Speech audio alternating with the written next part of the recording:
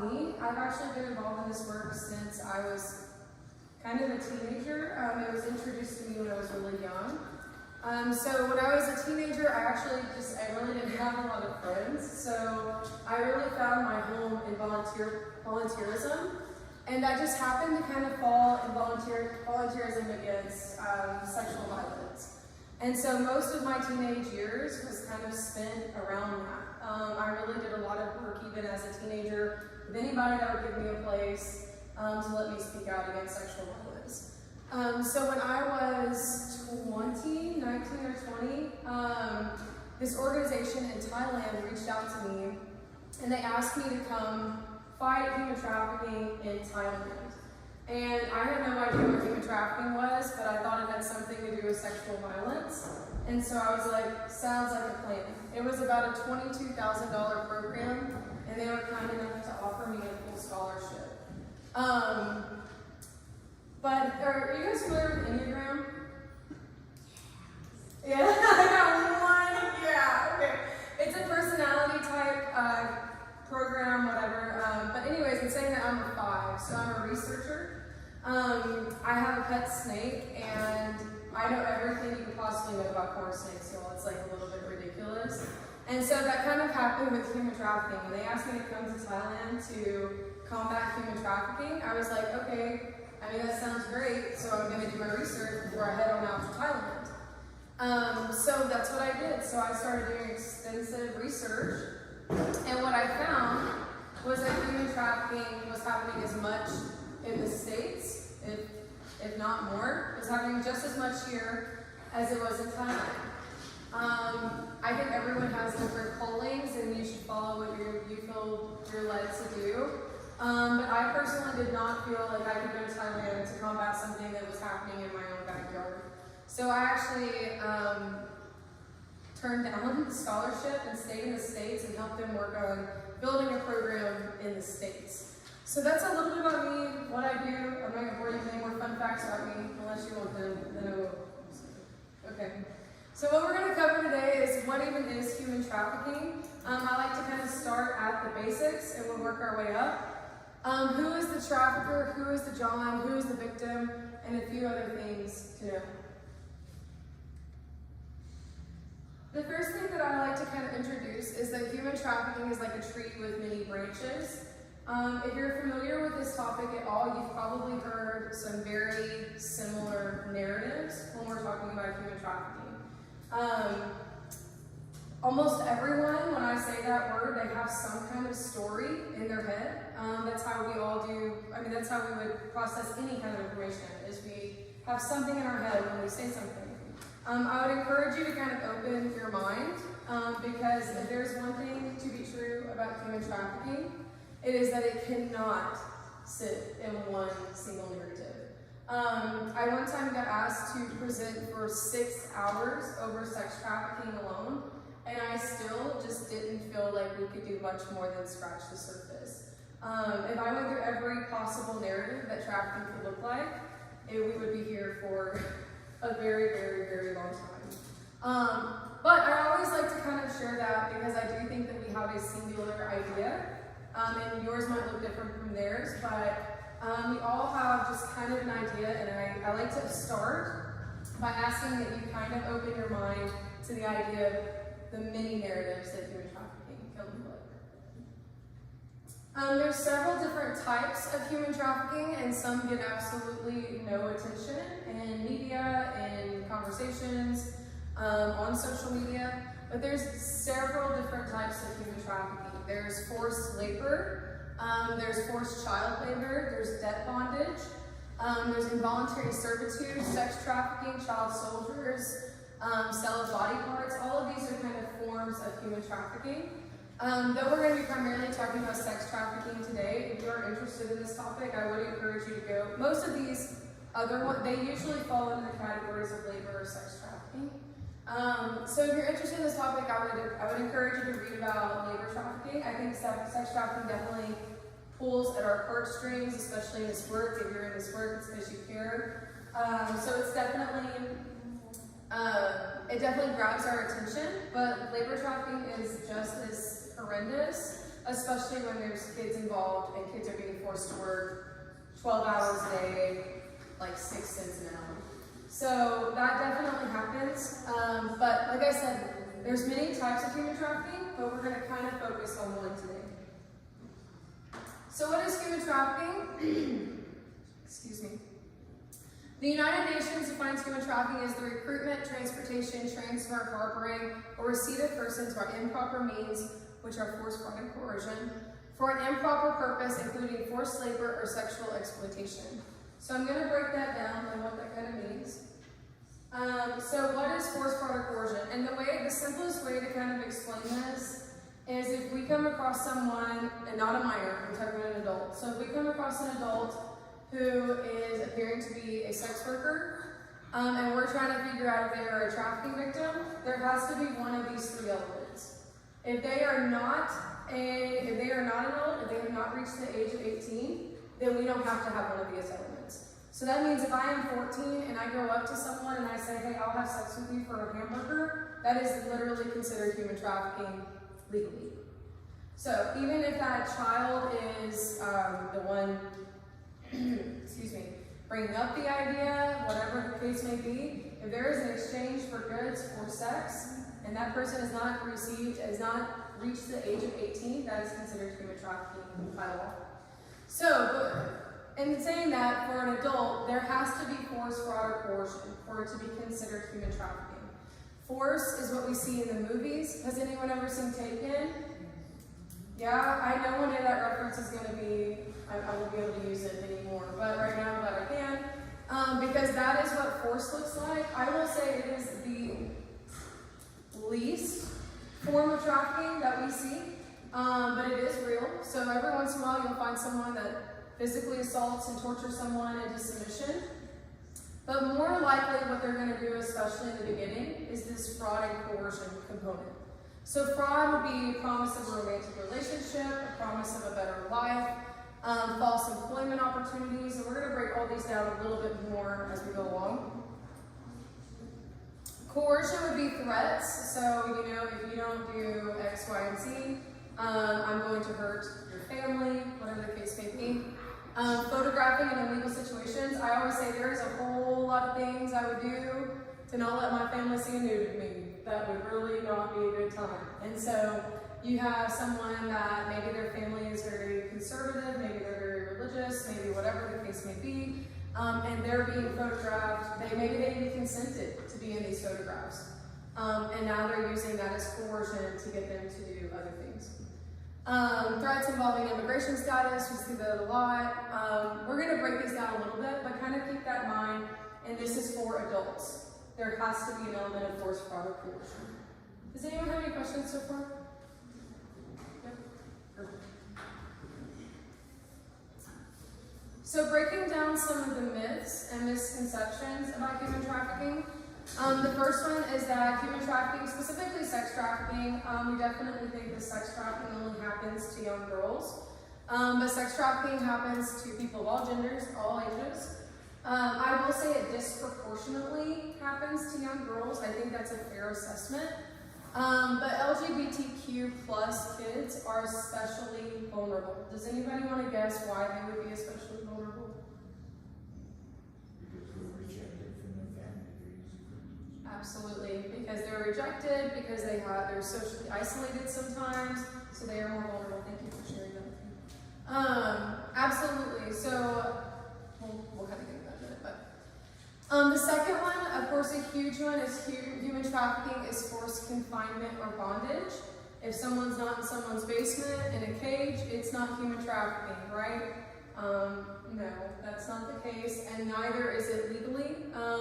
Human trafficking does not require physical force, confinement, or bondage, and psychological means of abuse and control are primarily used on victims of trafficking. This is another one. So human trafficking victims are always trying to escape and will always ask for help given the opportunity.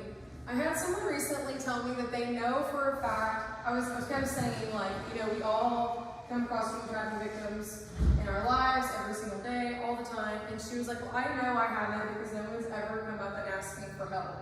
And I was like, yes, that is true. Probably because if we're familiar with like domestic violence, even teen dating violence, how often do your kids come up and they're like, this person's just hurting me so badly, why don't they do that? Because they probably love that person, right? So it's very similar. When we think about sex trafficking, a lot of times we think about sexual assault, and of course that is a component, but whenever we're thinking about it in our head, it's important that we kind of do the intersection between domestic violence. It's very, very, very similar. I actually had a survivor tell me one time that she was trafficked for about 3 years, and she said 4 to 5 times a week, her pimp would take her to Waffle House, and they would eat breakfast together. And she said, I watched as I saw the same people every week, I saw them all the time, and no one knew what was happening to me. So we definitely see trafficking survivors, and just because they're not coming up bloody to us on the street begging for us to save them does not mean that we aren't seeing them. So another myth is that sex work and sex trafficking are the same thing. So when this movement's first, I believe it was 2001. I'm very bad with dates, but I believe it was 2001 that human trafficking was like this actual term. So what we have is a very, very, very old crime with very, very, very new language. If you are familiar with the Bible, Joseph was trafficked. So we have a very, very old crime with very, very new language. So when this first happened, we realized that a lot of sex workers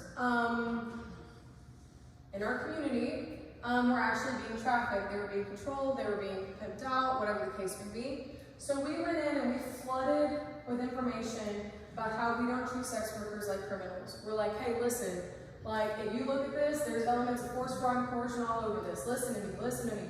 And we did it. And so we like swung this pendulum way up here. And now we're having to reverse the conversation a little bit and say, okay, well, some sex workers are consensual sex workers. With any social justice movement, there's always, that pendulum always swings. Like we're always trying to bring up a good point, and then it goes too far, and we have to bring it back. So I would say that primarily a lot of like street sex workers are usually being coerced or being forced, or there's some form of fraud, but they are not the same thing. So when a person willingly takes part in the sale of sex, it's above the age of 18, it is consensual. This is sex work. When a person takes part in the sale of sex through means of force, fraud, or coercion, this is sex trafficking.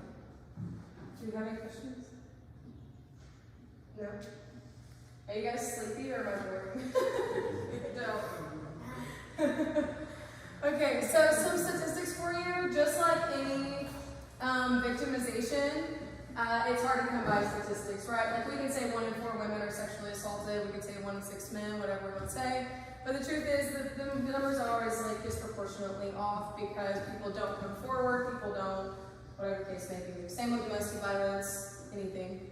But these are some statistics that we do have, and they were from UT Austin, and the study was done pretty recently. They estimate that there's a number of 313,000 victims of human trafficking in Texas at any given time.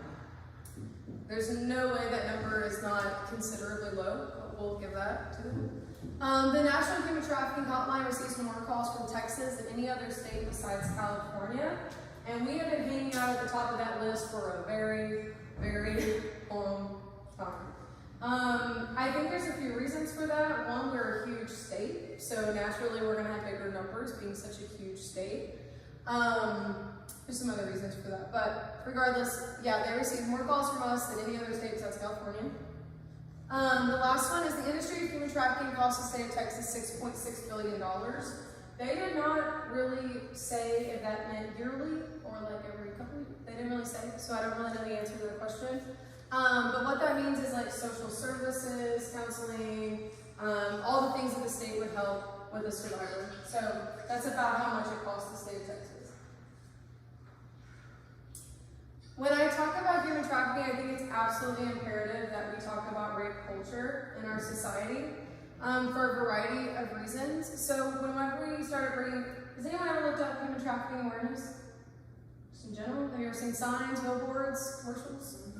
Sure, right, we all have. They're usually so graphic. There's usually, like I said, someone in a cage.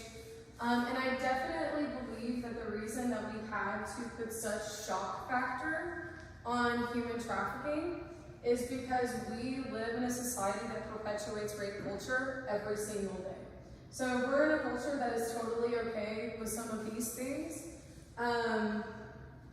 of course we had to add shock factor to bring awareness to something else, even if it were wrong, even if it did a disservice to the survivors that will not come forward because their story doesn't look like that. We had to do something, because if we just put up what human trafficking actually looked like, I think we would have ignored it completely.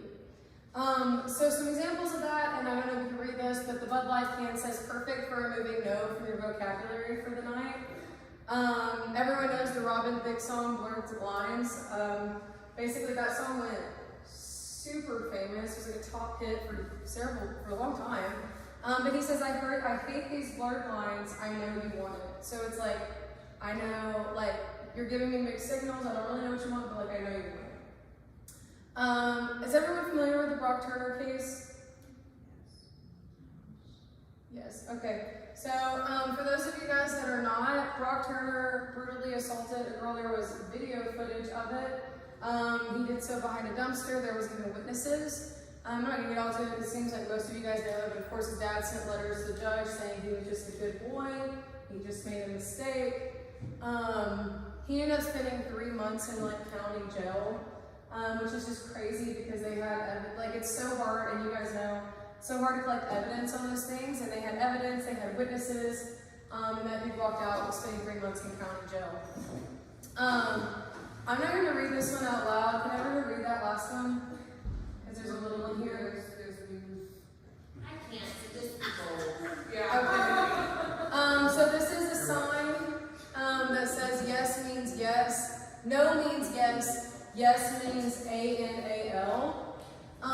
Would anyone like to guess where that sign is from? It's from our beloved Texas Tech. They put that sign up there. Yeah, so keeping it kind of small. So, all that to say, if I wanted to encounter a conversation about rape culture, I mean, obviously, I would have like 50 signs, 50 slides of examples of rape culture, right?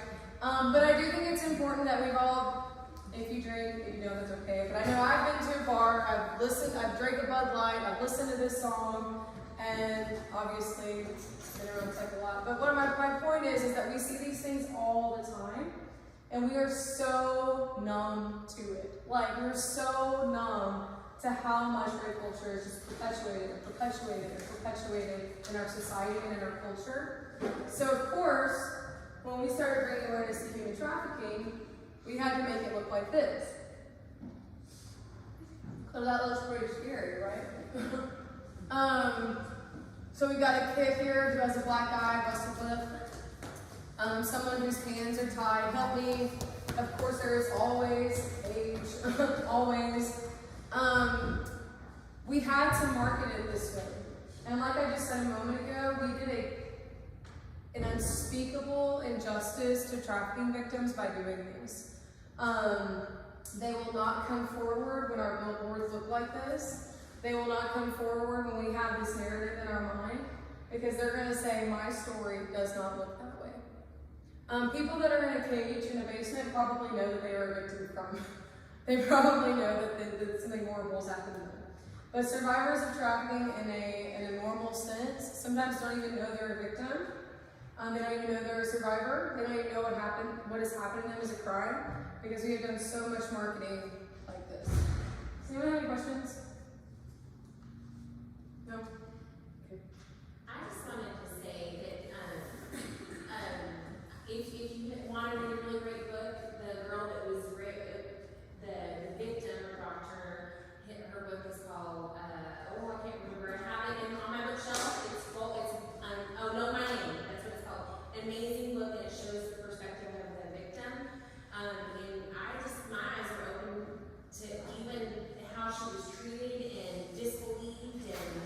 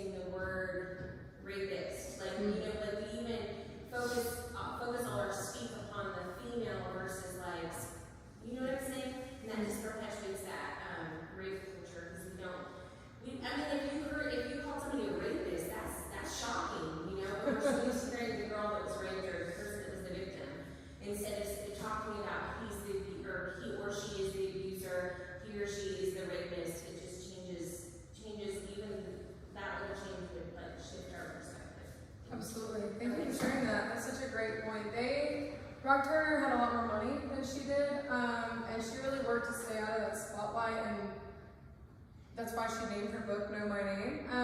But his lawyers just like ate her alive. Thank you for sharing that. That's such a great point. I always feel very scared to throw this slide up there because it's either like really well received or I get like a bunch of like people being defensive, which is okay. But it's super important to this work when we're talking about human trafficking. So I try to put my brave face on and talk about it. It is dangerous to share conspiracy theories about human trafficking. They are usually well-intended. They usually come from a good place, from people with big hearts, but it is absolutely dangerous. The most recent one, does anybody remember the Wayfair thing that blew up about 6 or 7 months ago? So for those of you guys that maybe got involved or didn't know, I'm going to give you a little bit of background on that story. So Wayfair is an affordable company. You can buy like furniture, etc., whatever, house stuff on it. And they started selling pillows with like initials on them.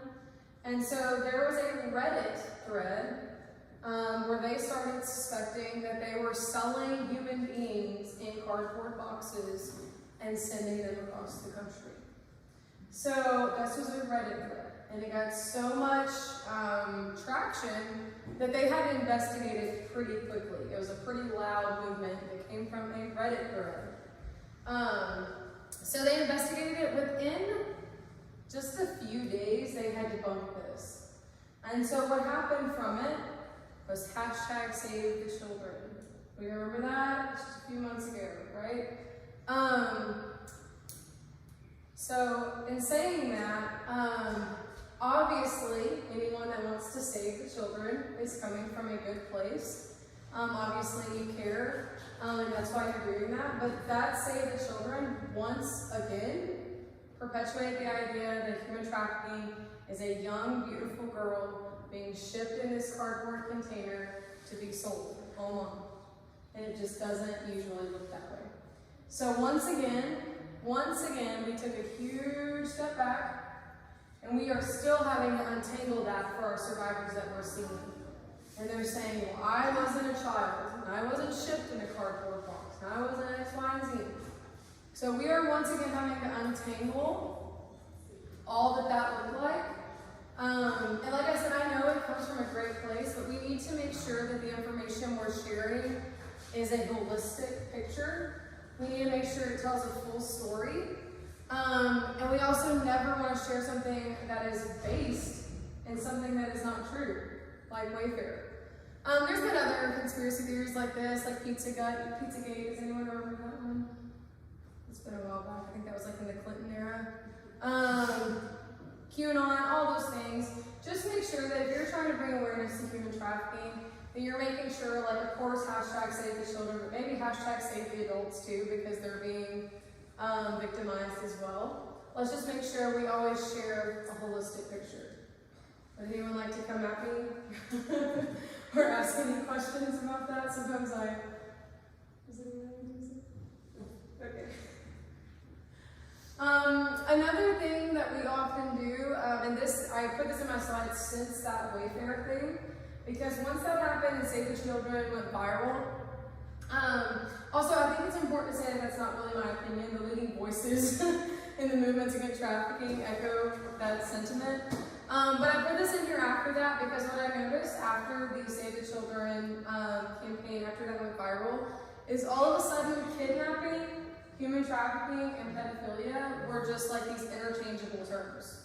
Like we could be talking about human trafficking and we would say pedophilia, or we could talk about pedophilia, or we could talk about human trafficking. Those are three separate things. Do sometimes they like meet up and hang out, intersect? Absolutely.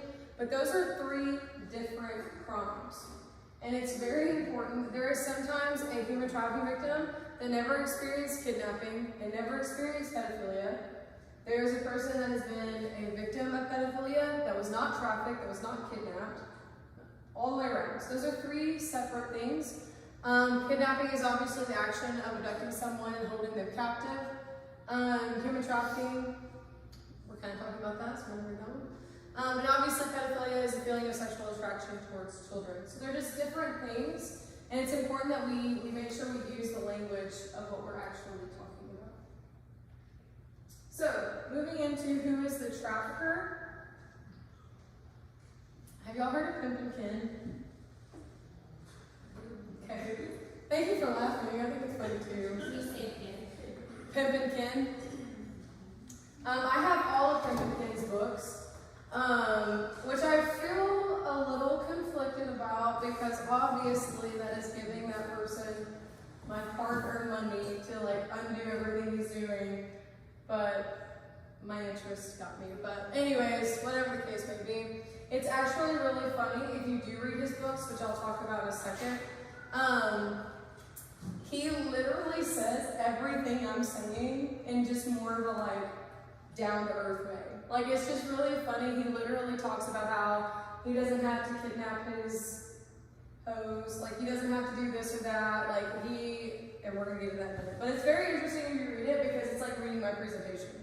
But anyways, he considers a pimp, he says that pimp means put in my pocket. So, just thought I'd share with you guys.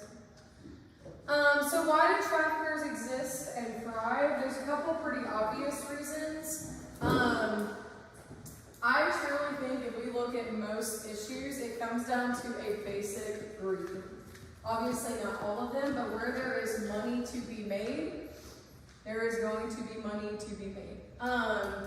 So a lot of traffickers were previously maybe drug traffickers, and then they realized that I can keep using a person like over and over and over and over again. And so I don't have to spend as much money to keep my business afloat. If I get pulled over by law enforcement and there is a person in my car, it's unlikely something's going to happen. As opposed to if I get pulled over with drugs in my car, I'm probably going to go to prison. So there's a lot of just like logistic things like that. But right now, we are just now kind of on the up and up of getting really good prosecutions for traffickers for the longest time. And I think I took this slide down. I did. I had some examples of some people that were running sex trafficking rings of 50 people, and they were spending 2 years in county jail. Like, there was a long history of traffickers not getting long charges. But why traffickers exist and thrive? Obviously, just a basic greed. Power and control. Human traffickers enjoy having a sense of power and control of their victims, like most perpetrators. If we got into the psychology of a trafficker, it's usually like an actual diagnosable narcissist. And I'm just like kind of saying that, like they would probably be diagnosed as such if they saw a doctor. Lust, obviously, human trafficking is driven by the desire of its customers. Demand, the market of human trafficking is guided by the desire for cheap labor and sex. Invisibility, of course, they're going to prey on people that may not be missed. Whatever the case may be.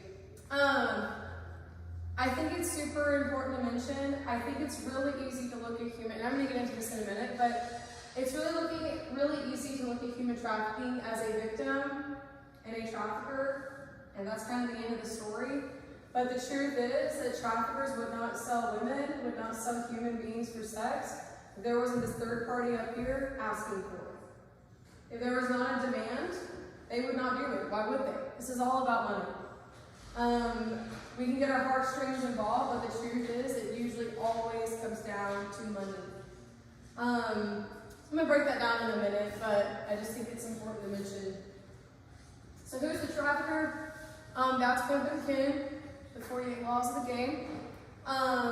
In his book, he says there are only two categories of people, pimps and hoes. You either give orders or you take them. I spelled hoes wrong, but it's okay. I guess that's okay. Forgive me my misspelling on my presentation. Anyways, like I said, it's an interesting book. He basically says everything that I'm saying to you. I think more interesting though is I was in Barnes & Noble the other day. I go in there probably 2 or 3 times a week and I put my headphones in and I stay in there much longer than they probably want me to, but it's okay. This book is one of their top sellers right now. This one on the right. So it is kind of a Bible for pimps and traffickers. It's called, I think it's called the 48 Laws of Power, something like that. But it's basically a book on how to manipulate people. And it is not written by a trafficker. It's written by just a scummy dude And it has been like a nation, like Pimp and Kid over here, like his book is like $4 or something. Like he's not like killing it, right? But this book, it was written just by a scummy person, is still, that book is pretty old. And I saw it on like, you know how at Barnes & Noble has like featured books or whatever? It's still up there. And they use that book all the time. It's literally just how to manipulate people to get what you want. That is what that book is about. So if anyone's interested. We should have that as a training. I mean, you can just manipulate people in a way, right? If they're different. They teach you that if you go to college for building instruction. Just depends on it. I haven't read that one on the right. I've only read that one on the left. It's a funny book. So in the 48 Laws of Power, here's some of them. One of the chapters is called Conceal Your Intentions, which is quite literally what traffickers do, obviously. They make other people, it's the second one, make other people come to you and use bait if necessary. Learn to keep people dependent on you. Use selective honesty and generosity to disarm a victim. Keep others in suspended terror. Cultivate an air of unpredictability. So one time I had a victim tell me that when she was first being trafficked, a survivor, she was telling me that when she was first trafficked, she would be working, whatever that may have meant, and one time she decided to be really brave and cross the street to get something from McDonald's. And she crossed the street and immediately her pimp called her and said, "What are you doing?" He did that to her for a few months, and she always just thought he was watching her. Was he probably watching her for the few years that she was trafficked? No, but it only took a little bit of time, right, to convince her that he was. So it's an interesting chapter. Keep others in suspended terror, cultivate an air of unpredictability. Create a cult-like following by playing on people's need to believe. In this kind of case, it would be a need to feel like they can be someone, that they can get out of here, that they're loved. That's kind of their tactics. Playing people's fantasies. So again, as much as it may sound like a guidebook on how to be a trafficker, it is not. It is found at your local Barnes & Noble. So, what are traffickers looking for?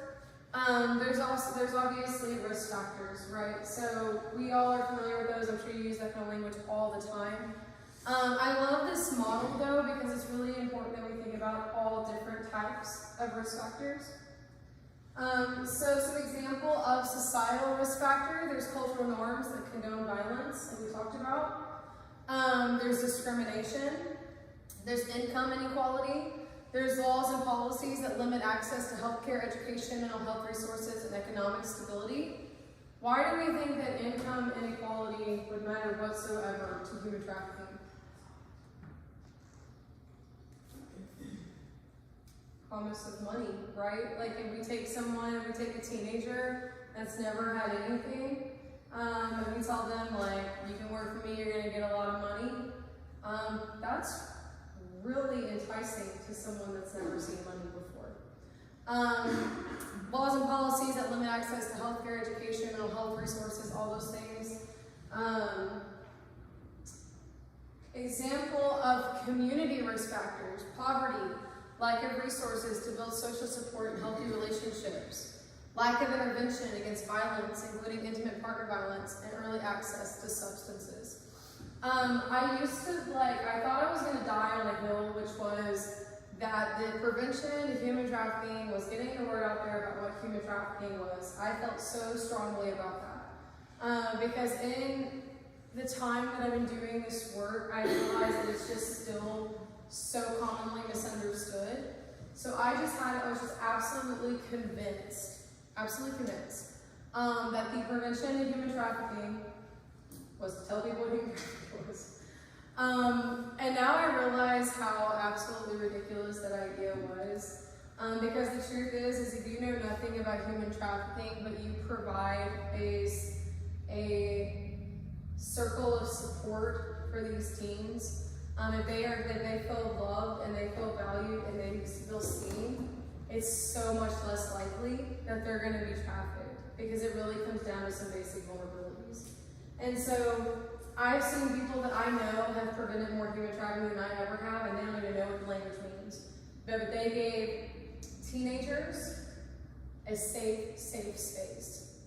And I'm going to get into that in a little bit, but I always talk about that when I talk about community risk factors, because what we're really doing is building, we're not as communal as we used to be, right? Like, we don't know our neighbors, kids are eating alone at lunch, all these things. Those community risk factors is what makes, especially a youth, very, very vulnerable to being trafficked.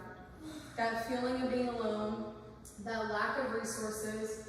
A lot of times I've seen kids be trafficked because they wanted a better life for their mom, for their family. So to them it was worth it. It was still trafficking, even though it was consensual because they were a youth, but they were doing it to do something for their family. So if we were having stronger communities and we were taking care, trafficking wouldn't be as much of an issue. I would say to that point that is where this connects to what we do here. So with our house parents, our direct care staff, is there in the home. I mean, every child that's here, if they weren't here, there would be a strong potential for them to have high risk of being trafficked. And so them being here reduces that risk. Absolutely. Them staying here keeps that risk factor low. But they're not going to stay here forever. They're going to go back home or things like that. They're outside our control. Absolutely.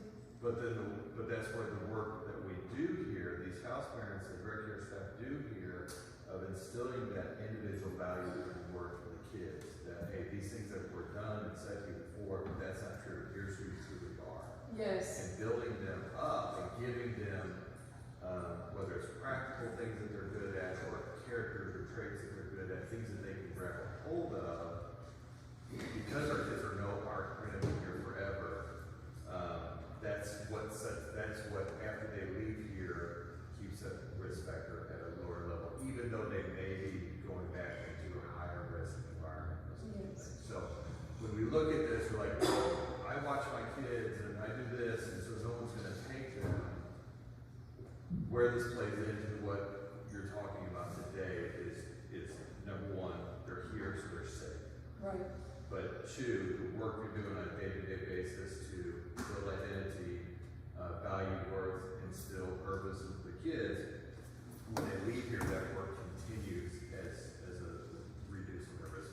As a continuum. Yes, I would absolutely 100% agree with that. Thank you for sharing that. Because you're absolutely right. Like, I just think, and again, like he said, like, it's important that we don't just think like, okay, well, we have a safe physical place for them to live in.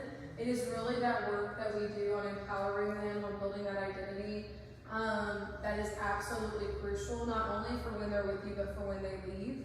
Actually, yesterday I had a call from someone who's working with a youth that's in foster care. And she called me and she said, hey, can I meet you for coffee? I want to talk about this case I'm working on. I was like, yeah, absolutely. So I met with her, and she was telling me about a girl that she's working with, and this girl is underage, obviously. I don't remember how old she was. But she had been trafficked, and she was absolutely in love with that pimp. Like, absolutely. And she said, I do not know what to do. There is nothing I can do to convince her that she's been a victim of anything. I can't get her to leave him. And I actually did a consultation with a survivor leader really recently, so I felt really, I felt like I was saying this from a place of someone that was a survivor. Because that survivor leader had we had talked about how important it is, and we know this, but to never be like, hey, you're a victim of like nobody wants to hear that, especially a kid, right? Like, nobody wants to hear, like, you're a victim and you take, like, me taking on a narrative for them that they're not owning it. Like, nobody wants to do that. So, what I really encouraged her to do is say, I'm not going to change that narrative for you. I'm sure that what happened to you feels really scary, and it's really important to you that you keep some kind of agency over that situation, some kind of autonomy for what happened. But I want you to know that this is what I think you deserve. You deserve this, and you deserve that. Is that person giving this to you? There is absolutely no point in us trying to convince someone they're a victim. I don't know why in the world we would try to do something like that. And that was exactly what that survivor leader had told me. She was like, it's super important that we say, if that's how you need to hold on to that story, to feel safe, to feel okay, I'm gonna let you do that. But this is the life I would like for you to have, and this is what I want for you. The person I met with is meeting with that student like 2 or 3 times a week. So she really has an opportunity to tell her 3 times a week all the time what she deserves, what she wants for her moving forward. And that is really the prevention to human trafficking. I would agree with that so much. Thank you for sharing that. So some examples of relationship risk factors, obviously, aggressive or violent peer behavior such as bullying, isolation or lack of social support, lack of support from family, intimate partner violence, lack of financial stability. Of course, anything like bullying or being alone, it's sometimes so simple. Like we think these things are so difficult, but of course it's just a kid that maybe has been rejected by their family, who's experienced bullying, they are alone, they're looking for something better. It's really just kind of that simple. Obviously, individual risk factors are age, including minors, lack of and the elderly. I have an interesting story for you guys one time. So one time I was giving a presentation, and I was telling all the sayings, and she came up to me afterwards, and she was telling me that this person presented very, very normal, middle class. She came up to me and said that she, earlier in her life, had just had a baby, and her husband really wasn't into her. She really wasn't into herself because she had just had a baby. Just wasn't feeling good about herself. She goes to the mall and she meets someone who tells her how beautiful she is and how perfect she is, whatever. She ended up being trafficked while being married and having a full-time job, which just blows my mind. It was crazy to me. It's a demographic I don't think about a lot, but she ended up falling in love with that guy, obviously having an affair, and then he started turning her out to other men, and she did it because she was so in love with them. So, just an interesting perspective. It's a demographic. Middle-aged women with husbands and kids are not a demographic I think about a whole lot, but it definitely happens. Lack of education, substance abuse, disability, English as their second language, it can be a huge barrier. Experiencing or witnessing physical or psychological abuse, exposure to other forms of trauma. Whenever I go into the schools and talk to teens about this, I'll use a slide kind of similar to this, with a little bit different language, but what I ask them is, okay, why would some of these things make you more vulnerable to someone coming in and abusing you? And I'm not kidding, these kids can answer that right off the bat. They know that if they are a runaway, someone can offer them a place to stay. 1 + 1 = 2, right? They know that if there's family dysfunction, someone can tell them, I'll love you and take care of you like your family doesn't. They know that if they're in poverty, someone can offer them money, obviously. All these things are very, very obvious to teenagers, and one of the reasons I'll tell you why is because they are seeing it. They are seeing it. We're working on a tattoo campaign right now with kids, because there is a lot of kids right now exchanging tattoos for sex. That is legally considered human trafficking. I walked into PD the other day and there were kids and I am speaking from experience, tattoos are expensive and they take a long time, you know, don't you? Yeah, they are so expensive and it is a lifelong commitment. Christ, it's taking me forever. And these kids are walking in now with full sleeves. I'm like, where in the world do y'all get this? They know. They see it all the time. So it makes all these things make perfect sense to them because they're seeing it. They're seeing their friends get pimped out. Some statistics for you. 1 in 3 runaway children are lured into trafficking within the first 48 hours. Excuse me. 70 to 90% of children who are sexually trafficked were sexually abused in a non-commercial way prior to being trafficked. That is a huge statistic. 70 to 90%. I've had survivors tell me, I had one in particular who said, I knew what was happening to me was wrong, but at least it wasn't my dad. And so I know that you guys see so many victimizations in the work that you do. And with every one of them, like obviously comes a deeper vulnerability for being trafficked. I always try to tell people, like, hypothetically, if we had never been through anything at all, we had never experienced any trauma, which, like, I think that's almost laughable, but I'm not going to. Anyways, hypothetically, if we had never been through anything, we'd be kind of linear, right? But like maybe we've been through this trauma, and it like creates a little dent, or another trauma. Traffickers are so skilled at seeing those and trying to fill those. And that's kind of how I explain it to kids, and that oddly kind of resonates with them. Do you have any questions so far? So like that 70 to 90%, we have some of our kids, it's courtesy a lot to pop culture with the Smiths. Okay. What's Will Smith and his family and the shows that they do? Because of what Willow is saying, we now have kids say, "Oh, I'm polyamoros." Okay. So they start saying some of these things, but some of it's because they've been with people who have shared them around, and I feel like that leads into some of that because it's a tricky road to walk. Yes. Because they're saying these things, but then it's like, well, I might as well make money for this. It seems like there's a connection there, but we've seen that with some of our older teens where they've had these sexual trauma experiences, but now just saying, oh, I'm this, oh, it's another step. Have you seen that more so since Willow's announcement? Yeah. We've seen it more so in the last year. We've had a couple of kids that have now started to say that it kind of coincides with some of those things that you start hearing as supported lifestyles. But we start hearing it from some of our teenagers. That is a tricky place to be in, because I think that is why healthy sex education is so important. I think it is, no matter what your beliefs may be revolving around sex or a perfect marriage.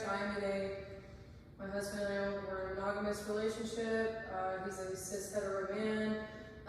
So in saying that, like, it's super, like, no matter what your feelings are about what a relationship may look like, it is important that we say here's like all these things a relationship can look like, and I think that's important because we'll say, even if you're in this, it shouldn't look like that. Yeah, we talk a lot about that. Good. In that, but it's just something I've noticed that I feel like sometimes now they're claiming a label when Yeah. they suffer abuse or trafficking. Yes. And that's a harder part of mine to look at. So you try to talk about personal value and worth. You deserve Yes. somebody that loves you no matter what. Yes. Thank you for sharing that with me. I didn't know that was what you saying. I said it's a way to justify. Yes. I didn't really know that was a trend, so thank you for sharing that with me. We've had, in the last year, we've had two that have also said, oh, on this. And it's been right after you start hearing these thruples and this kind of stuff. And it's kind of, but both of them had sexual trauma history and sexual abuse history. And it's kind of, you see that 70 to 90% happen. And Yes. yeah, it's tricky. Kids especially, I think adults too. Sometimes adults, when they've been in the life for a long time, their mental health is so bad that they can't wrap their brain around what's going on. But with teens especially, they're so resilient and they're so strong that their brain tells them that they're going to put another label on what happened to them, and it was theirs. Like, it was their experience, and they were empowered through that. Especially, obviously, fortunately, we're living in a place now where being confident is what's cool, and I love that. But they definitely don't want to be a victim of something. So they'll take an experience and label that as something they had control over. That is a tough spot. But I think you are doing incredible work navigating that the way that you have been. Does anyone have any other trends that I don't know about that they would like to share? Not yet? Do you, Dana? Are you laughing because you have one? No, I like hearing all of this and kind of seeing the different perspective that people Yeah. we only know so much, and I don't get to see kids very often, so knowing that you guys are seeing these things happen and can relate to people like Ashley that are in the work of the prevention, to let them kind of adapt So Absolutely. it was just kind of bringing me a little bit of joy to see. Sorry. No, I try to talk, but you know, it's so funny because even something as simple as the demographic of the kids you work with, as opposed to others, because I really try hard to sit down with teens every so often, and ask their opinions about what I'm saying. Because I think it's really stupid for me to get up here and say X, Y, and Z if they're not seeing it. I think that's dumb. So I really try to get their opinion on what's happening, but what you're seeing may be different. And so I think it's super important to have those conversations. Thank you for sharing. I talked about this a second ago, but LGBT plus youth and human trafficking, up to 40% of homeless youth identify as LGBTQ. Of these, 46% ran away because of family rejection. They are 7.4 times more likely to experience acts of sexual violence than their heterosexual peers. That is a staggering statistic.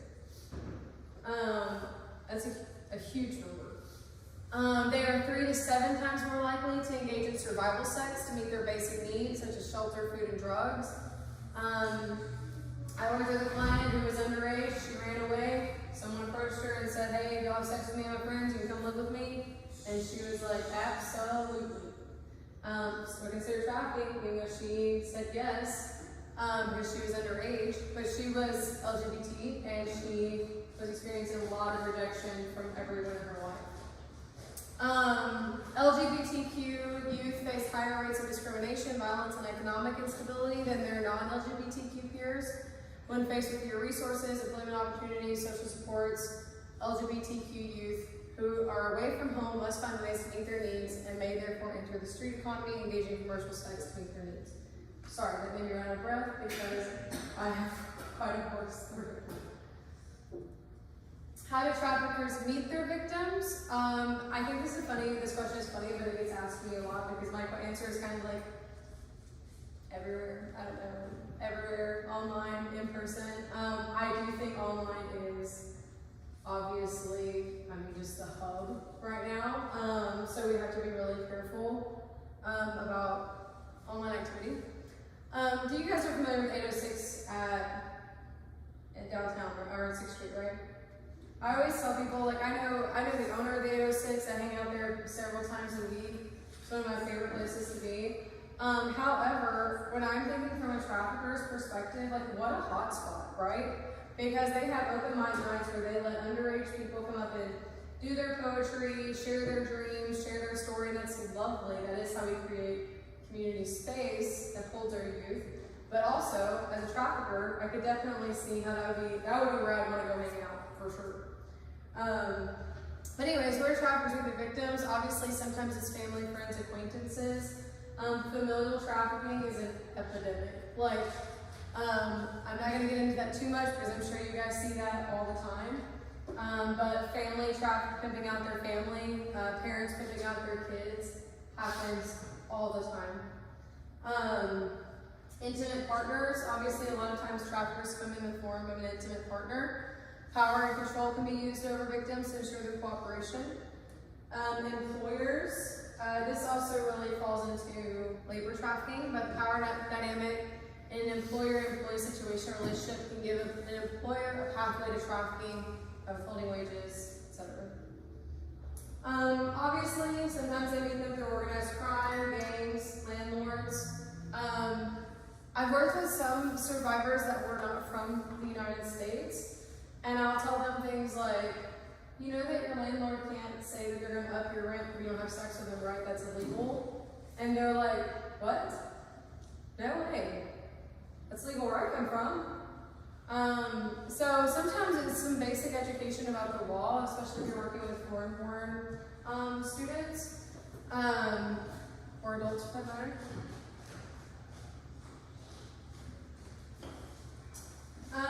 Do we have? I'm gonna try play this video.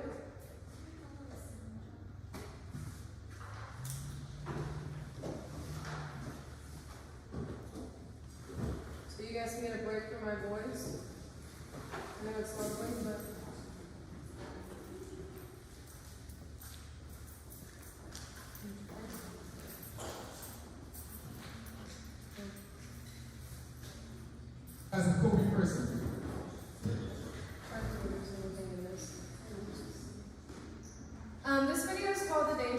social media. What was it? You may want to hear about, I don't know. I don't think there's anything loose. There may be. How easy is it for a pedophile to pick up an underage child using social media? Well, today we're going to find that out. I made a fake profile on Facebook posing as a 15-year-old boy. With the parents' permission, I friend requested 3 girls, ages 14, 13, and 12 years old. I've been talking to these girls for the last 3 or 4 days, and today we're supposed to meet up. What we found in this video is shocking and something everyone should see. Be sure to watch until the end, and use what we've learned in this video to better educate your friends and family. Hope you guys enjoy the video.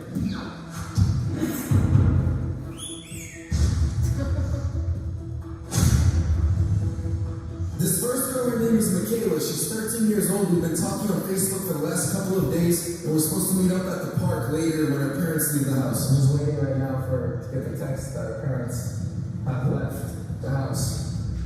So I just got a text. My parents just left. I can make the park in 10 minutes. We're gonna go see if she comes in 10 minutes. We're gonna go right now, set up all the cameras, and just be waiting there for her. So she said she's gonna meet me at the park playground. So this is the closest to her house, she said. So right now I'm texting her. I just got here. Alright, let's just wait. See what she says. She said, okay, I'll be there in 5 minutes.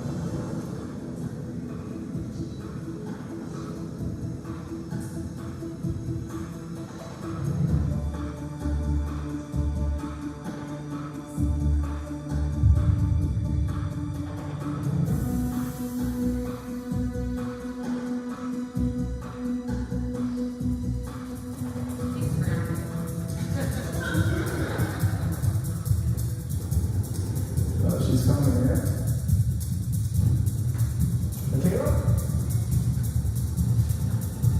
From Facebook. Michaela, what is the trafficking? Are you out of your mind? We could have been raped. Could have been pedophile. Why would you do this? Yeah, you know that. I could have been anyone. Like you talked to me for the last 4 days. You've been talking to me on Facebook. You know that, like, you shouldn't talk to strangers, especially online. Like, I wasn't even do I look the same as my picture? Could be even worse than that. Who knows how scary this could have been? We have to talk. This next girl, her name is Juliana. She's 12 years old, and we're supposed to meet up tonight when her father falls asleep. But right now, I'm here with John, who's Juliana's father. We're gonna see if she's actually gonna come to the door now. She said, this is the last text. LOL, I would have to wait till my dad falls asleep if you want to chill, because I can't have boys over this. So she wants to chill tonight, supposedly. I don't think she opened the door. I hope she'll open that door. What's your address? I'm afraid she doesn't respond to this. Well, I can't say the address, but she just literally just texted the address. Start driving to the address, close by. My dad's going to drop me off. Alright, so she just said, I think my dad fell asleep, you can come now. Right? Yes.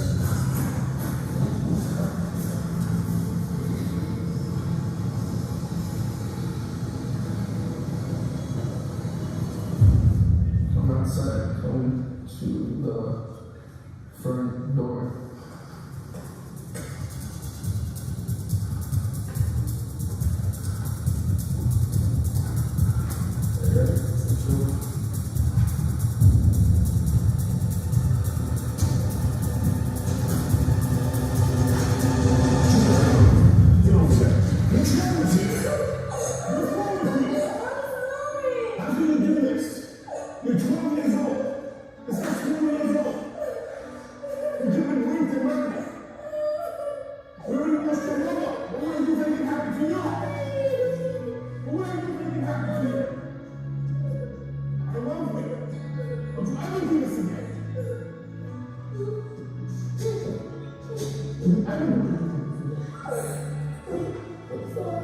This next girl, her name is Jenna. She's 14 years old. We've been talking online over text message and even had a phone conversation. So right now we have the parents of Jenna. Jenna thinks her parents are going out tonight for date night. She thinks my brother is going to be driving, so she's going to get in the car, but she doesn't actually know that. It's all just me. So I'm going to text her right now. Did your parents leave yet? Yeah, like 15 minutes ago. Do you think she's going to go through with this? Okay. What's your address? Alright, in this house? Yeah. Okay, let's go. Alright.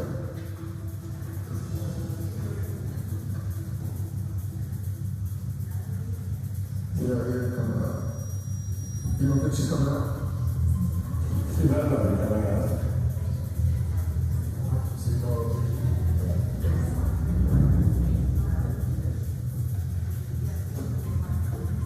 Yeah. That's it, so. Take a look at this. Yeah. Oh, it's in the back. Yeah.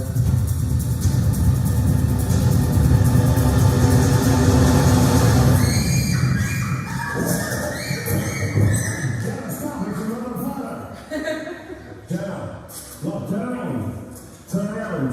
Turn around. Okay, that's really the last one.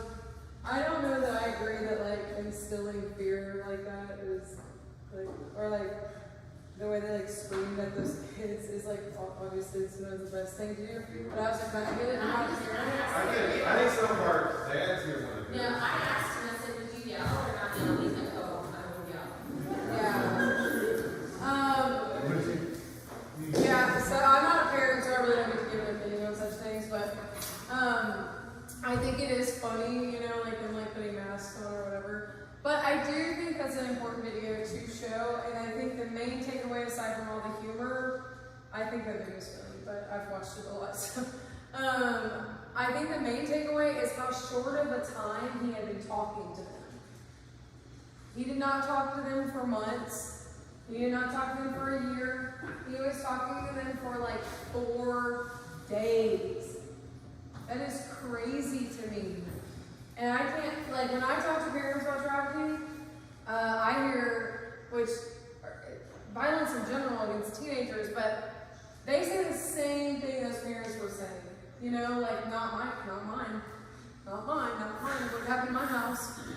And I'm just like, you just don't know. And especially, like, a youth, 4 days feels like a 6-month relationship to us, right? Like, when we're, like, been in a relationship, I should say me, I've been in a relationship like 6 months, it feels like I'm just getting my toes wet, right? Like, I'm a scared cat when it comes to stuff like that. Kids are not like that. Those 4 days feel like 6 months to them. So I think an interesting takeaway is obviously the dangers of social media and also how little of time he talked to them. I think his little introduction is hilarious, like all the... I think 2 things that I've seen with my girls.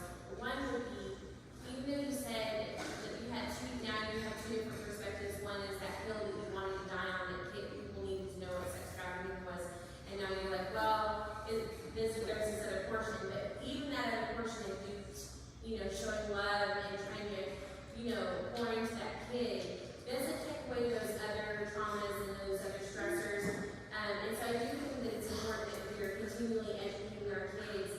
Like, I've even been told, I don't know if this is true, but those signs on the side of the street, you want to earn $1,000 at, you know, $3,000 a week. Some of those are sex trafficking signs. I don't know that that's true, but I tell the girls that because I don't want the rest of it. Because it doesn't say come work for this great company, like it tells the company's name. It's just like, okay, so there's one, like, we still have to educate. But then the second thing is, I think our girls, like what you, that goes to this, they probably didn't educate their kids at all about it and the dangers of it. Another thing, my kids, if you're good looking, they're going to trust them till the end of time. If they look nice, if they are handsome, there's no way they're going to hurt me because they're handsome or they're pretty or they're cute. And that's straight. I mean, when we talked about that rock turn case in our house, they're like, they didn't believe her because he was handsome in the shot that they showed. They didn't believe that girl got hurt because he was cute. She was making it up. So I know that my girls are like, they don't see the red flags. If they're handsome or pretty or sexy or whatever, they're like, what? Right. You're good. They don't see there's nothing. There's no flags. So the traffickers are always going to be the creepy dude in the creepy van. Right. And even this guy, he was handsome, you know, I know he's cute, but you know, like, if he was like all raggy when she opened the door and you know, maybe she would have been like gooses, but you know what I'm saying? He was handsome, so I do. And traffickers are not usually ugly. Like, I mean, they have to be, right. like, obviously there's a appeal to Or they that. have a certain dress, like they have nice Right, clothes. absolutely. There would be no way he'd be a bad guy if he has a good shirt on or, whatever. Sure. Yeah. Wouldn't life be so much easier if bad people just dressed badly? I mean, I just feel like. More your shirt. So who is the trafficker? Obviously, familial trafficking is not up here, but sometimes that pimp or that trafficker is a family member. But aside from those, of course, there's the gorilla pimp. And this applies even to teens. If there is a pimp in their life, it's probably going to fall in one of these categories. So gorilla pimp is what we see the least often. It's that one from Taken. It's the one that goes you in the back seat and drives you far away, puts you in a cage. I always tell people, why would a trafficker or why would a pimp not want to kidnap you and throw you in the back seat of a car? Because you're going to be trying to run away the entire time. So even though maybe like a low-level trafficker, someone new to the game, like whatever the case may be, may do something like that, they're going to learn real quickly. They don't want to deal with that. That is not a fun time for them, for anybody. Not to mention Johns, so our buyers, which we haven't even gotten to yet, they obviously, most of them, do not want a victim that does not want to be there. At the very least, doesn't appear like they want to be there. So they're not going to climb up in a cage to buy someone. That is not the fantasy they want, right? What they're wanting is someone who wants to have sex with them with no strings attached, like all these things. So a trafficker, unless they're whatever, they're gonna learn pretty quickly that they want girls that they can like seem like they want to be there. Wait a minute, but anyways. So the second one is the one we see most common, which is the Romeo pimp. I love you, I'm gonna take care of you, whatever the case may be. And I also tell people that Romeo pimp also falls into that father or mother figure. We see a lot of traffickers that are women, but like you don't have a mom? I'll be your mom, I'll take care of you. You never had dads that think they take care of you? I'll take care of you.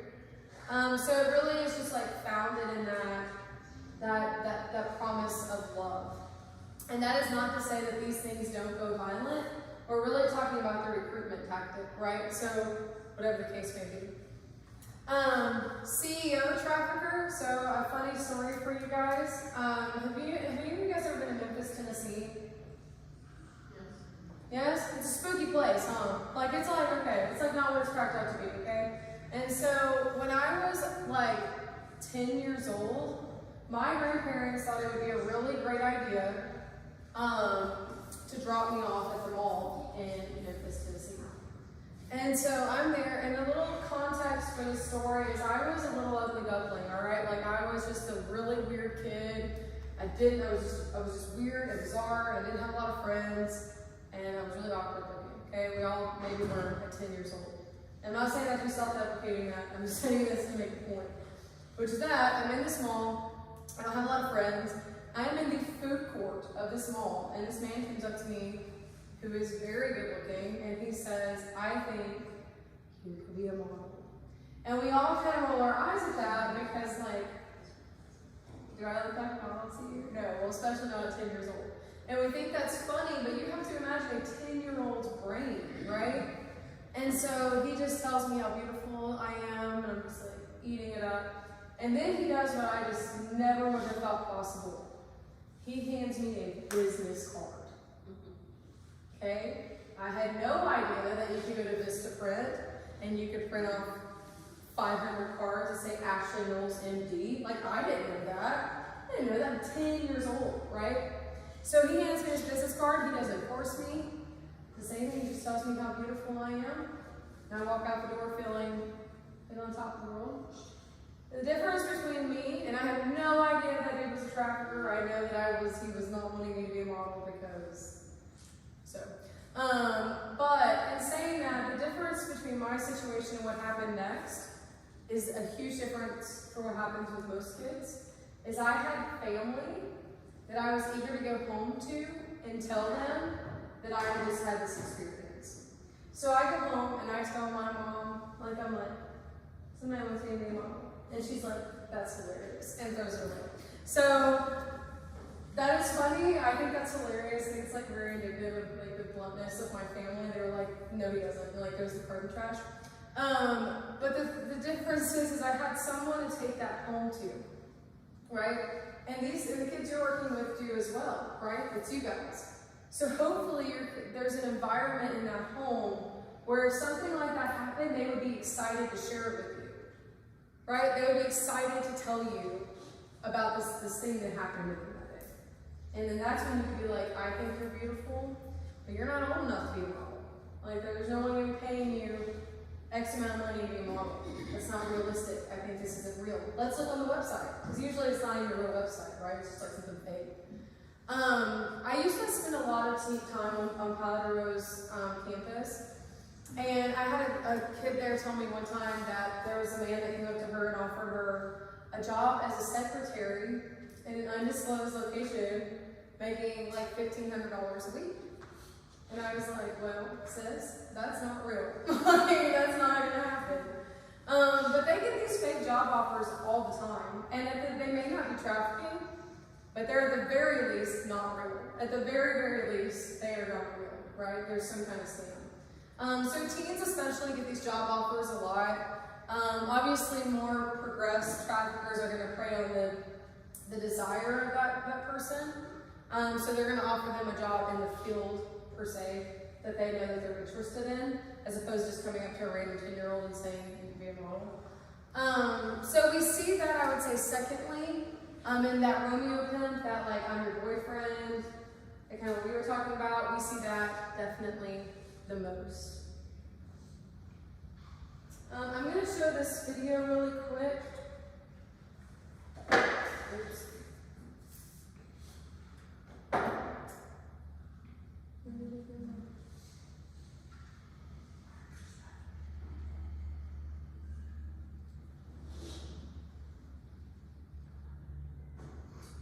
Does anyone have any questions for this week?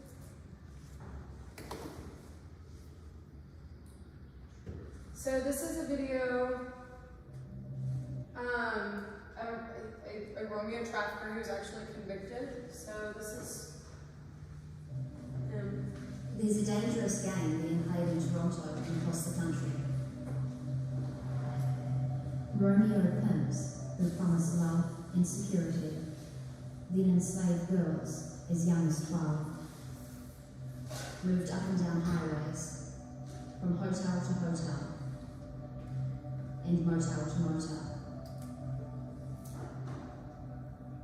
Matthew Diacco has played the game, and he knows it well.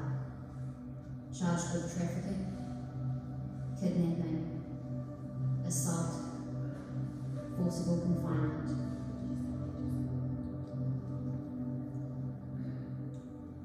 He awaits trial. Sex is a part of life. I think a woman, if she wants to make money on it, she should have to go to jail, or somebody has helped her. It's her life, it's her body. Why should anybody get paid? Why should John be arrested because of a bought a woman? It's really about money and shit. They just want to get what they want, but no strings attached, no relation, no feelings, no fighting, no.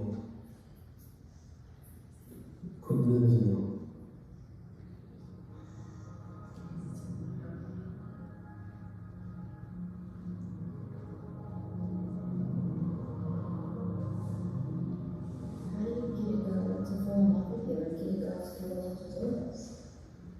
It just happens, and most of these girls, like I said, they're broken. It's not hard. You just gotta answer their call. You get in there, you find a crack. Like, some are drugs, some are just, they need to hear I love you. But if they just want someone to love them, this guy's not talking about loving her. Oh, I know, but that's what she needs. It's the illusion. Be there for them. Tell them what they want to hear. And tell them, I'm gonna do what I do. See, I'm putting my 50 in. You have to do your 50. So, there's no way you can I'm sexy guys. And don't worry, I'm gonna love you. You know, I'm gonna go and sell drugs, but that's what I do on the side, or I'm gonna be making money and I'll be there to take care of you. At the end of the night, you're home with me. Every girl's had that fantasy wedding in that house with pink fans. They sell it to you. She'll do it. Why would she do it? You just sold her a dream. Your girls are broken. It fixes them.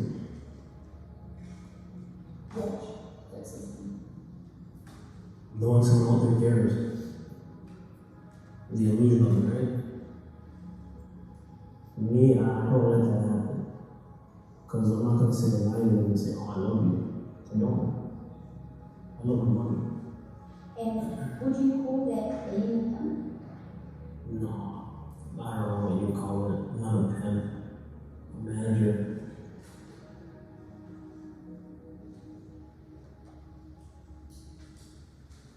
Does anybody have any thoughts?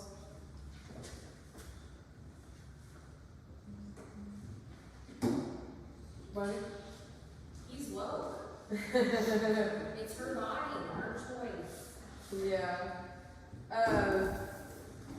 You would see him going back and forth from like playing into what they wanted him to hear and how he really ran his like little empire.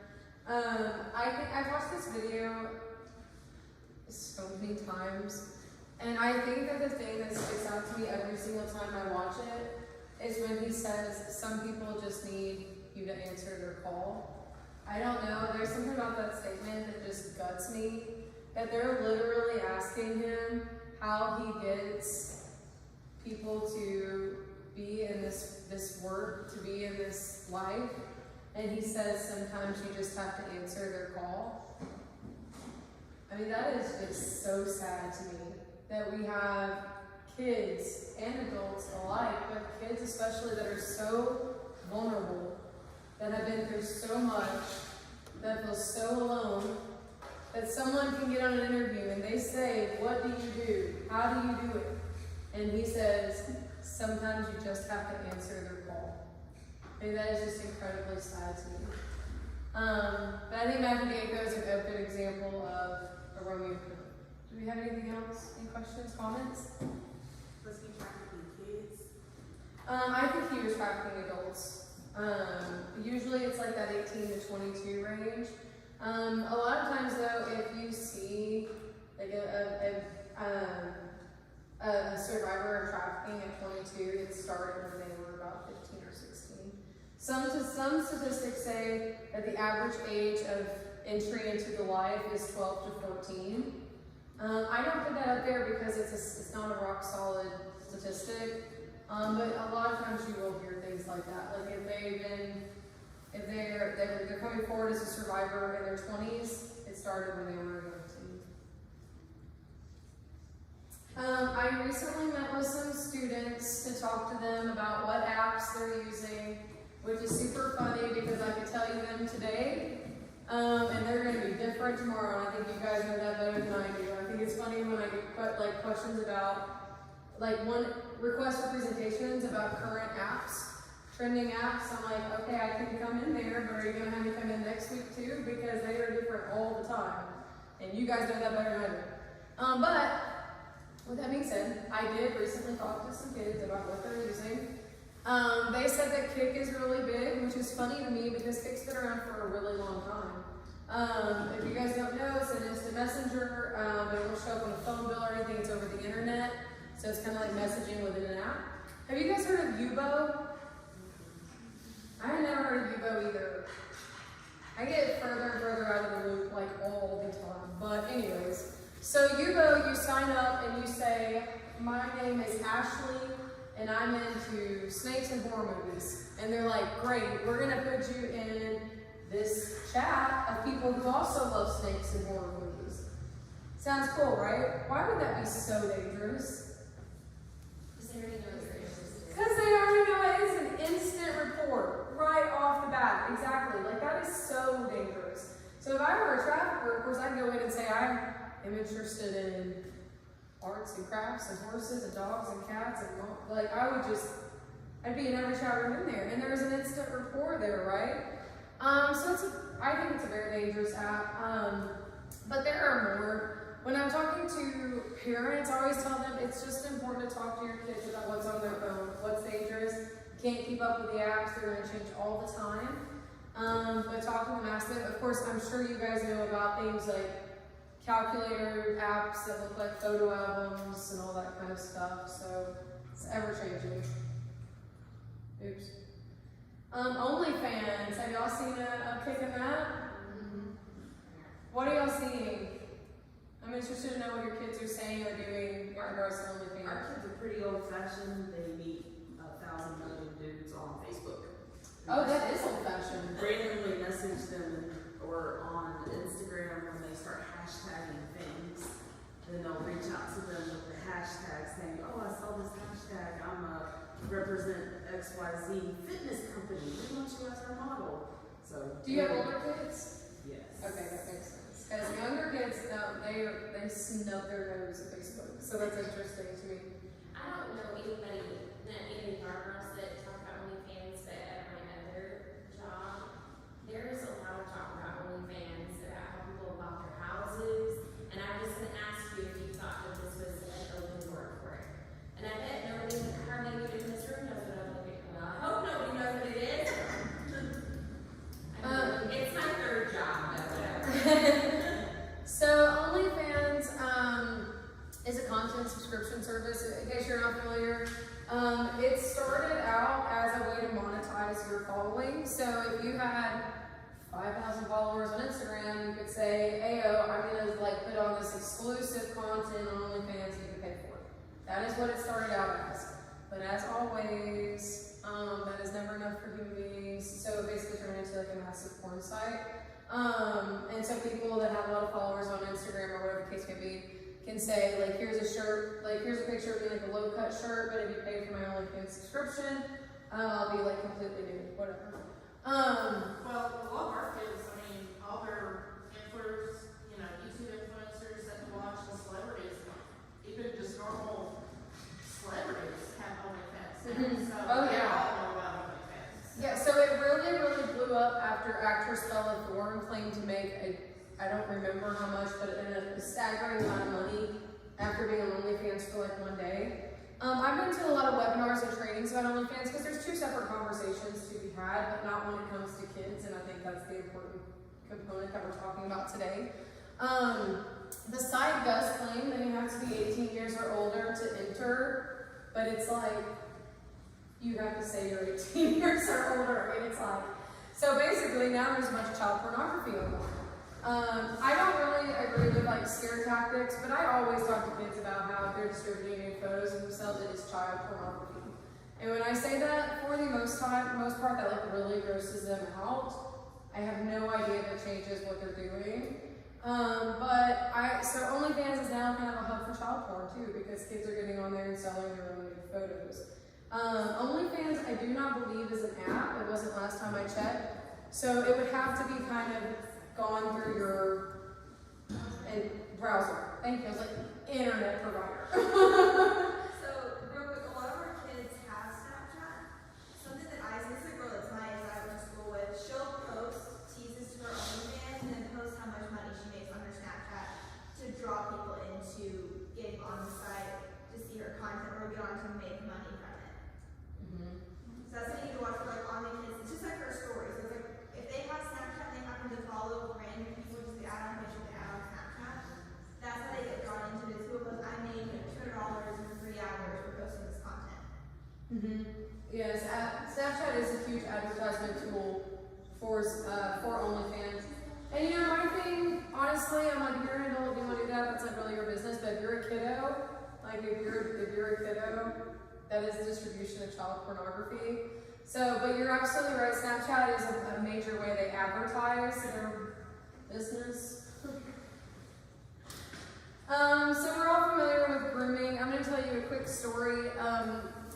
In the conversation about grooming, one time they took a survivor of trafficking's story and broke down that grooming process of her.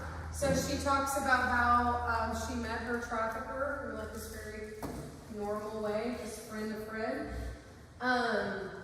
That person started gaining trust and information. When I'm talking to kids, I ask them, what do you think gaining trust and information is? And they're like, my deepest, darkest secrets. And I'm like, no, it's not. It's like, do you have a sister?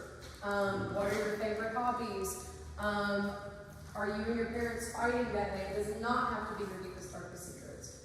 And then they feel a need given that information, or, I'm so sorry. After they feel a need, they isolate. And I think I'm not going to go through the grooming process in grand detail because I'm sure you guys are very well versed in it. But I will say that I think this isolation component is by far the most important. So in this survivor story, she talks about how this trafficker convinced her to not just like abandon her friends and family, but to burn those bridges. So she cut off that support in a really dramatic, big way. And so when the abuse began, which in her case, seeing there's in her case, he sexually assaulted her in front of 10 people. It's super easy for us sitting in this room to be like, well, if someone did that to me, I would run away. But we are forgetting about that isolation component, and she had nowhere to go back to. And that's how they maintain that control. And I always talk about maintaining control and that gaining trust and information. Maybe all you told that person is you have a sister. Well, now they know that you have a sister that you care about, and they can say, you can walk right out that door, but if you do, I'll hurt your sister. There's a lot of things I would do to protect my sister. So, I'm not going to go crazy in detail with grooming, you guys know what that is. Just a fun little fact for you guys is that you can find a child grooming manual online, and it is legal under free speech. Isn't that great? You can literally Google like a child grooming manual, and I'm not kidding, this is not like 36 pages into Google. This is like the first page. It is a PDF version that you can download on your computer. So it's a fun tidbit of information for you. How do traffickers market their business? Does anybody know what Backpage is? A couple of us. So Backpage, do you remember what Craigslist was? Okay, it was exactly like Craigslist, except for there was a ton of solicitation on there. So people in the movement against trafficking got really excited whenever Backpage got taken down. We were like, what a win! But obviously they didn't quit their jobs because we took down Backpage, right? So what did they do? They dispersed, and we're still catching up on where they went. Another huge difference is Backpage was kind of like some mom and pop shop, and they were very eager to not get in trouble. So if we had a case that involved Backpage, they were like, here's all the information we have, we didn't know. Some of these other places that they went, like Rub Maps, things like that, they're more prepared for that, so they're not quite as eager to give over all the information. But when I'm talking to students too, I always hit up the Backpage and solicitation paper, but I do tell them that they market their business just like anyone else. They may have an Instagram page, they may have a Snapchat, they may have whatever they market their business just like anyone else does. Pimpin' said, everyone else likes the way sex feels, but I like the way sex pays the bills, because he's a truly perfect person. Okay, who is the John? I love this quote. It says, it is the demand for commercial sex that truly fuels sex trafficking. Simply put, if there were no demand for commercial sex, it would not be the exceedingly profitable criminal enterprise that it is today. In order to meet this lucrative demand, pimps obtain a great number of human beings, including children whose bodies will be used in the commercial sex trade. I touched on this a second ago, but obviously if there was not a demand for commercial sex, there would not be people selling commercial sex. I think one of the most important things when working against trafficking, when talking about prevention of human trafficking, is talking to our young boys. Of course, women can be Johns, and of course, women can be traffickers, but it is disproportionately men that are committing this crime. So I think it's so important that we talk to our boys about why bodies shouldn't be sold, about respect, about love. Because it is truly that fuels human trafficking. Do you have any questions about that? No, but I do think that's important because as girls, we're always taught how we're supposed to act a certain way, but you never teach the guys how to be respectful to a woman and stuff like that. And like you said, they're the ones who are committing the crime. Absolutely. Well, we always talk about the prevention of sexual assault, like rape whistles and watch your dream, which is fine. I mean, by all means get a rape whistle, and by all means watch your dream. But we never tell men not to rape. Like, it's just it's a quiet conversation. We're always telling women how to be safe. So I just think it's really that key component is teaching young boys that they're not going to grow up to buy sex, and here's why. This was a survey, and I think some of this is funny, so I'm sorry if I crack up. But facts about men who buy sex. 16% of men in the United States are paid for sex. That's 1 in 10, more than 1 in 10. That's a big number. 49.2 of sex buyers in one sample had never discussed their buying of sex with anyone else, so they kept it a secret. But whatever. Anyways, 90% of victims are arrested for selling of sex, and less than 10% of buyers are arrested. So what that tells us is that, and this is kids too. I mean, I go to the juvenile probation office because they've been picked up for solicitation. This is not just adults. So kids are getting picked up for this too. So 90%, they're arrested because they've been coerced into the selling of sex, but less than 10% of Johns are arrested. What does that say?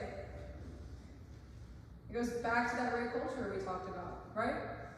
Okay, so when they asked these men, what are the top 5 reasons they buy sex? They said, I'm seeking intimacy. They said, I'm seeking sex without intimacy. They said they're seeking variety, and they're thrill seeking, and some of them said they just couldn't help it. So,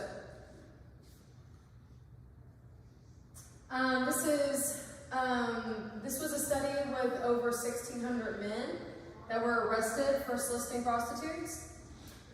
This is the one that I think is funny. They said sex buyers were less likely to be married than men in the national sample. Thank God, I guess, you know. If they were married, they said they were less likely to be happily married. Which I'm like, of all the things you had the opportunities to ask these people, you were asking if they were happily married. But anyways, they said sex buyers reported being unhappier than men in the national sample. Sex buyers reported higher levels of pornography use, thinking about sex, masturbation, and strip club attendance. So, just some interesting facts about Johns. Here's some quotes from Johns. And the reason I share these things with you is because I do think it's important that we quit looking at this as a trafficker victim situation, because there is a key component up here, and this is how they think. So one quote is, being with a prostitute is like having a cup of coffee. Once you're done with it, you can just throw it out. I have an easier time treating them worse. She said no, and I said, sorry, what do you mean no? This is what I paid for. Somebody said there are no boundaries. Another person said, I guess the big thing is the control aspect. When you're with a prostitute, you have control over what happens. You get to have control over what you do, when, how, and in what order, and I like that. So even, I know that these things can seem broad, but this is exactly also how they feel about buying a child for sex as well. It's power and control. So this is some quotes from Johns. So what can we do to end the demand? We kind of just talked about that, but obviously education regarding the myths and truths about sex work and sex trafficking. Education about love and respect at a young age. Increase arrest rates for Johns. Education about sex, STIs, etc. Obviously, who is the victim? Anyone can be a victim of human trafficking. Obviously, certain risk factors make someone more vulnerable. Where does sex trafficking happen? It happens online. It happens at home. It happens in sexually exploited businesses, massage parlors on the street, public events, hotels or motels. When we have our beloved Watchtown games, online advertisements spike. And I think that's crazy because it's just, I think Amarillo is very small, and I think that Watchtown is like fine. It's not like Super Bowl. But our online advertisements spike increasingly every single time we have a game.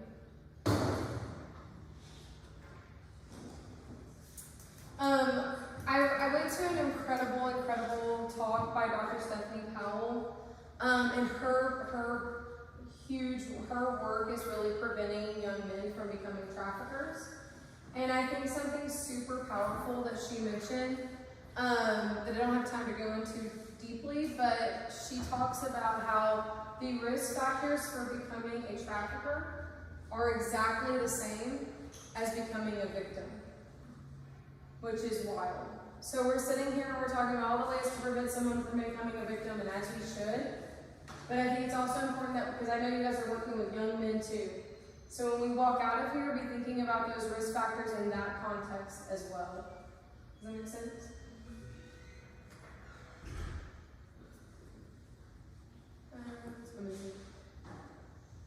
There's obviously complex trauma that happens with victims. I'm not going to get into all of these, but I'm going to say for you guys' sake, for you guys that are working with the teen population or kid population, I have never met a survivor personally that was not quite unruly.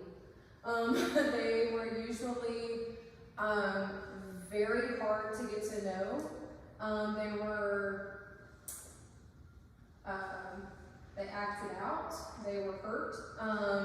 I've never had one be immediately so thankful that I was in their life, teens included, because I've worked with teens as well.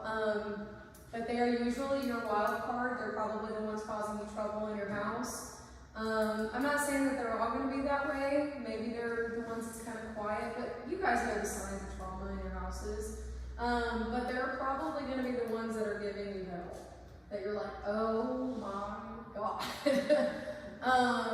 Because they have complex trauma, and it's really important to kind of try to understand why they're being that way. So especially with the kids that I've worked with, they've just been a wild card. They kind of, so that just kind of goes to this. They're usually very non-trusting.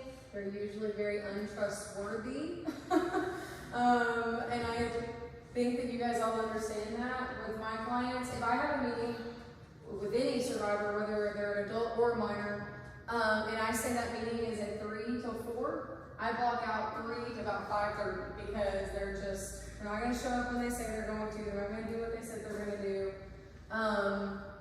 They can be pretty hostile. They may not see themselves as a victim, like we talked about. Sometimes they're kind of manipulative. They've had to be to survive, right? And they can also be very unreliable. Does anybody have any questions about that? Does that make sense?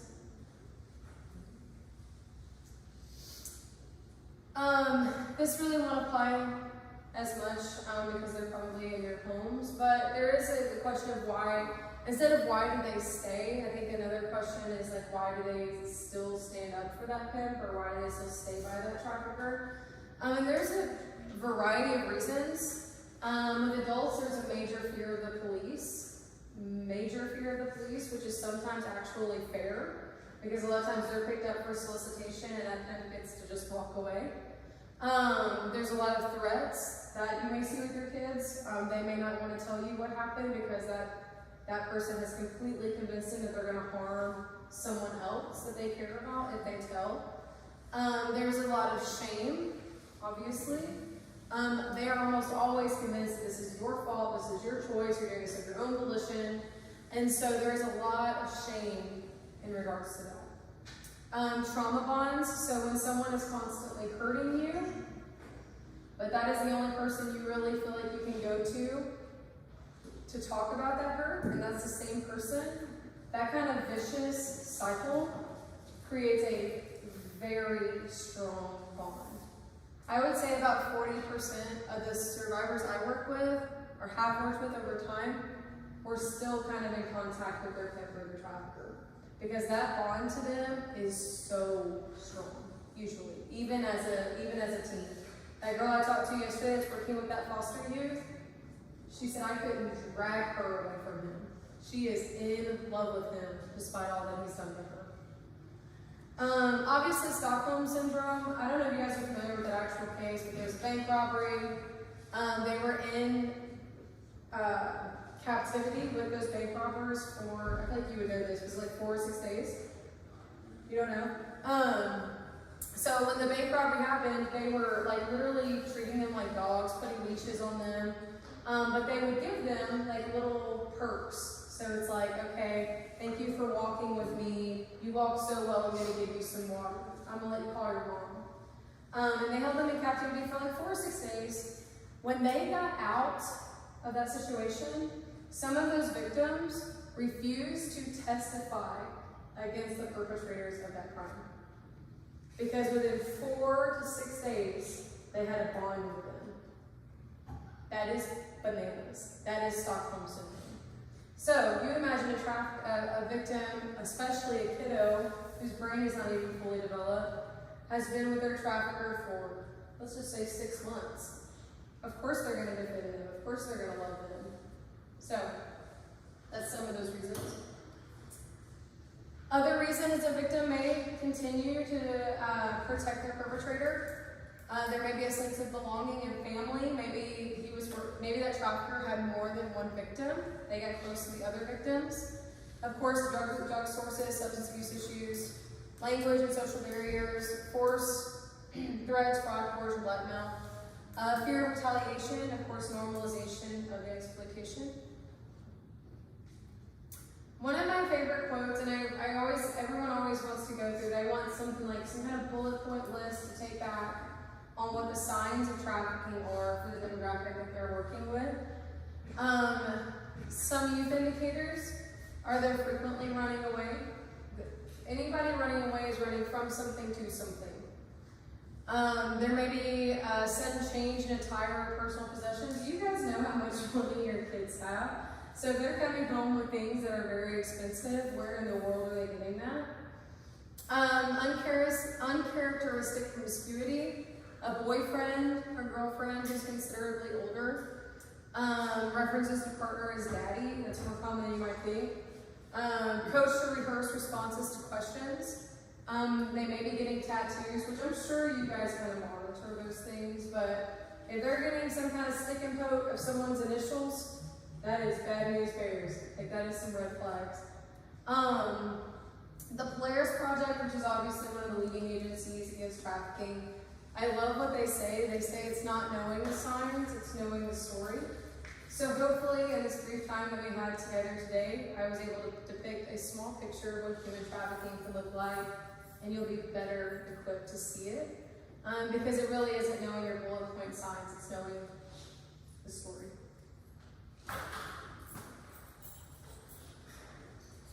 This is more for. So some services that Family Support Services offers.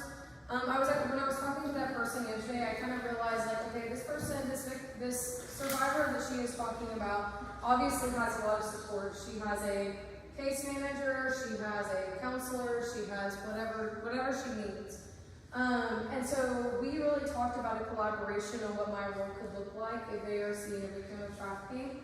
And we talked about how imperative it is, especially for a youth, to really have a circle of support.